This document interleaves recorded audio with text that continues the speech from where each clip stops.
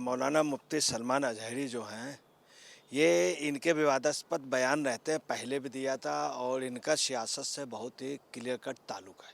इधर क्या हुआ कि जब से मोदी आए हुए हैं और जब से शासन जो है, तो उसमें थोड़ी सख्ती हो गई, तुष्टीकरण वगैरह कम हुआ, इनको वो रिस्पॉन्स नहीं मिल पा रहा है, जो इनसे बड़े-बड़े मिनिस्टर आकर के इनका एक इशारे पे काम कर देते थे, इनकी जी हजूरी करते थे। आईपीसी के सेक्शन 153 ए 5052 के तहत और सेक्शन 188 114 के तहत इनको अरेस्ट किया गया है।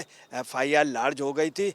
नमस्कार, स्वागत है आपका। आप देख रहे हैं एसटीवी न्यूज और मैं रानी गुप्ता आपके साथ। इस वक्त बात महाराष्ट्र की करें तो महाराष्ट्र में मीरा रोड के बाद अब बड़ी कार्रवाई देखने को मिल रही है। आपको बता दें कि इस्लामिक धर्मगुरु कहे जाने वाले मौलाना मुफ्ती सलमान अजहरी को लेकर के इस वक्त की बड़ी खबर सामने आ रही है कि हेट स्पीच मामले में वो बुरी तरीके से फंस चुके हैं। दरअसल गुजरात एटीएस की टीम ने उन्हें मुंबई के घाटकोपर से गिरफ्तार किया है। ऐसे में उनमें न सिर्फ हेट स्पीच के मामले को लेकर के एफआईआर दर्ज हुई है, बल्कि अब उनसे पूछा जा रहा है कि आखिर ये तमाम चीजें जानते हुए कि हेट स्पीच देने से कानून व्यवस्था में दिक्कत आ सकती है, माहौल बिगड़ सकता है, ये सब जानने के बावजूद मौलाना ने इस तरीके का स्टेटमेंट क्यों दिया। इसी के साथ ही आपको बता दें कि फिलहाल उन्हें गुजरात लाया गया है, जहां से उन्होंने ये स्पीच दिया था और इस मामले को लेकर के पूछताछ हो रही है। 2 दिन का ट्रांजिट रिमांड है।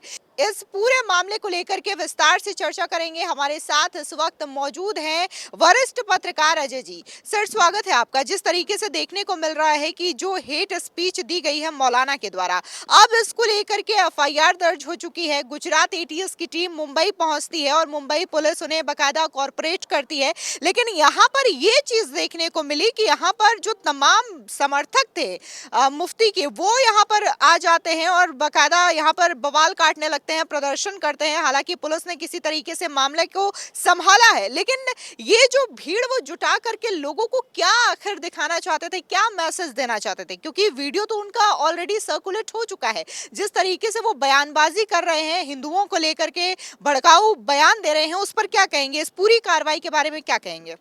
देखिए, मैं आपको बता दूं, मौलाना मुफ्ती सलमान अजहरी जो हैं, ये इनके विवादास्पद बयान रहते हैं, पहले भी दिया था और इनका सियासत से बहुत ही क्लियर कट ताल्लुक़ है। ये ख़ास तौर से इंडी गठबंधन के कुछ नेताओं के बेहद ख़ास है और उन्हीं के इशारों पे बोलते हैं और इनकी बड़ी जुगलबंदी रही है। इधर क्या हुआ कि जब से मोदी आए हुए हैं और जब से शासन जो है, तो उसमें थोड़ी सख्ती हो गई, तुष्टीकरण वगैरह कम हुआ, इनको वो रिस्पॉन्स नहीं मिल पा रहा है, जो इनसे बड़े-बड़े मिनिस्टर आकर के इनका एक इशारे पे काम कर देते थे, इनकी जी हजूरी करते थे और इनका अपना एक जैसा चाहते थे वैसा बोल लेते थे, जहाँ चाहते थे कब्जा कर लेते थे। अब वो सब नहीं रहा। इन्होंने जो बयानात जारी किए हैं, कई बार बहुत गलत किए और इस बार जो बोला था वो इतना गलत बोला कि उसमें इस्लाम के भी को बदनाम करने की इन्होंने कोशिश की और ऐसे शब्द बोले जो कि हिंदुस्तान में रहकर या किसी भी मुल्क में रह कर के ऐसे शब्द नहीं बोले जा सकते। इन्होंने एक प्रकार से वायलेंस के लिए लोगों को हुस्काया। इनको जब बॉम्बे में घाटकोपर से अरेस्ट किया गया संडे को मॉर्निंग में, फिर इनको थाने ले जाया गया। जब थाने ले जाया गया तो इन्होंने खुद योजनाबद्ध तरीके से लोगों को उस्काते रहे और कई लोग इनके जो रिलेशन भी हैं और ख़ास तौर से इनके जो खास लोग हैं, उसमें समुदाय में सिर्फ वो लोग हैं जो हुस्काने पे या उनकी गलत सोच है, आम के साथ कभी भी नहीं रहा है। यही एक वजह है कि राजनीति में भी ये काफ़ी कुछ दखल करते हैं, मगर इनका नहीं आदमी कभी जीतता है, परंतु ये भीड़ को उस्काने में माहिर है। इन्होंने जो बयान दिया था जूनागढ़ में, तो बहुत बड़ी सभा में इन्होंने दिया था, खुले मैदान में, और इतना गलत बयान दिया था। उसमें इन्होंने कहा था कि हमसे उलझे मत, हमसे उलझो मत, अभी तो करबला का आखिरी मैदान बाकी है, अभी तो करबला का आखिरी मैदान बाकी है, अब कुछ देर की खामोशी है फिर जोर आएगा। उन्होंने कहा कि अब कुछ देर की खामोशी है फिर मेरा जोर आएगा। आज कुत्तों का वक्त है, कल हमारा दौर आएगा, कल हमारा दौर आएगा। उसके बाद उनका लब्बैक लब्बैक और अल्लाह है रसूल, रसूल है अल्लाह, ये कहा। आप देखिए कि उधर उनका नाम भी लिया और इधर इतनी गलत बात कह दी। और इन्होंने जिस तरह से कहा है कि हमसे मत उलझो, तो ये एक खुला चैलेंज दिया है, उनसे कोई उलझ नहीं रहा है। नहीं, चूँकि मौलाना मुफ्ती सलमान अजहरी का आपको बता रहे जहाँ पर भी रहते हैं तो वहाँ का लोकल प्रशासन भी उनको एक उनके पद का ओहदे का सम्मान देता, परंतु जब वो भाषण इस तरह का उत्तेजक करके उस्काने की कोशिश, हिंसा फैलाने की कोशिश करते तो मजबूरी है, चूँकि वो वायरल हो रहा था, तमाम लोगों ने शिकायत की और उन्हीं ने नहीं, मुस्लिम समुदाय की भी लोगों ने कहा कि ये हिंसा भड़का रहे हैं, तब इनके ऊपर कार्रवाई हुई। और आपको बता रहे हैं कि उसमें जहां इन्होंने भाषण 31 जनवरी को दिया था, रात को जूनागढ़ के बी डिवीज़न थाने के पास खुले मैदान में दिया था और उसके आयोजक थे यूसुफ मलिक और अजीम हबीब और डेडोरा, उनको भी अरेस्ट कर लिया गया है। और ये मौलाना की मुफ्ती सलमान अजहरी का मेन बयान था। इनको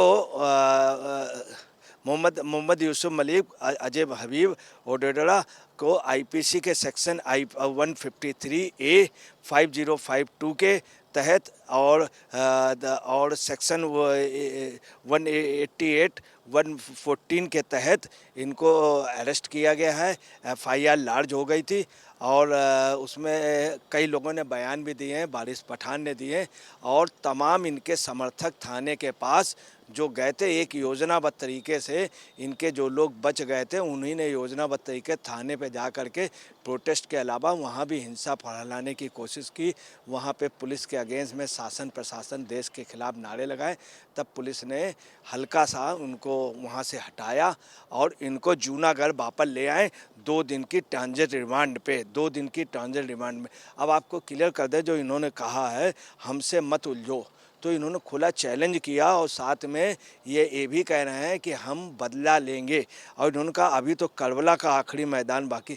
करबला एक अलग वो है, एक बहुत ही बड़ा और वर्ल्ड का माना हुआ स्थान है जहाँ की चर्चाएं होती, वहाँ पे एक जंग हुई थी और ये उस जंग के लिए कह रहे हैं, जबकि करबला की जंग एक अलग जंग थी, एक ऐतिहासिक और एक उसमें इमाम हुसैन की शहादत हुई थी। सकीना को, 6 महीने के बेटे अली असगर को लोग, पूरे दुनिया के लोग याद करते हैं इमाम हुसैन के उसमें, जब उन्होंने कहा था जिल्लत की ज़िंदगी से बेहतर है इज्जत की मौत, पर उससे इन्होंने जोड़ दिया, उस पाक उससे यहाँ के जोड़ने शुरू किया कि यहाँ मतलब आखिरी जंग है, ये करबला की आखिरी मैदान, ये आखिरी के लिए शब्द यूज़ नहीं कर सकते थे इस्लामिक लॉ के हिसाब से भी, मगर इन्होंने कह दिया करबला, मतलब ये करबला यहाँ बनाना चाहते हैं। कितनी मतलब गलत बात है। और इन्होंने कहा कि कुछ देर की खामोशी है, मतलब कुछ देर की खामोशी, फिर जोर आएगा, कुत्तों का वक्त है, कल हमारा दौर, मतलब इन्होंने साफ ये कहा है कि वह आने वाले वक्त में हम तुमको छोड़ेंगे नहीं, हमारा दौर आएगा तो हम बिल्कुल करबला की तरीके, इस तरह से इस्लामिक अच्छे उनको इन्होंने गलत ढंग से यूज़ किया। उससे ज़्यादा दुख की बात यह है कि इस स्पीच के बाद इन्होंने लब्बैक और रसूल अल्लाह उनका नाम लिया। मतलब एक तरफ ऐसा नाम लेना इतने पाक लोगों का और इस तरह की बात करना, तो ये दोनों चीज़ें मेल नहीं खाती हैं।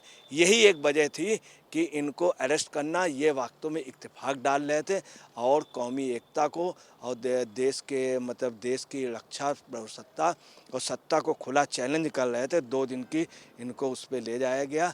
अभी तक किसी बड़े लीडर ने इनके अपरोक्ष रूप से तमाम इंडी गठबंधन के लोग इनको सपोर्ट कर रहे हैं, परंतु इनके साथ ये कार्रवाई बहुत पहले हो जाना चाहिए।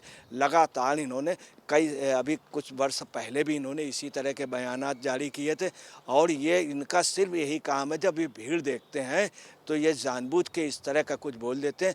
और ये मिठास में शीरे ने शहर जूनागढ़ को इन्होंने जहर शहर कर दिया है।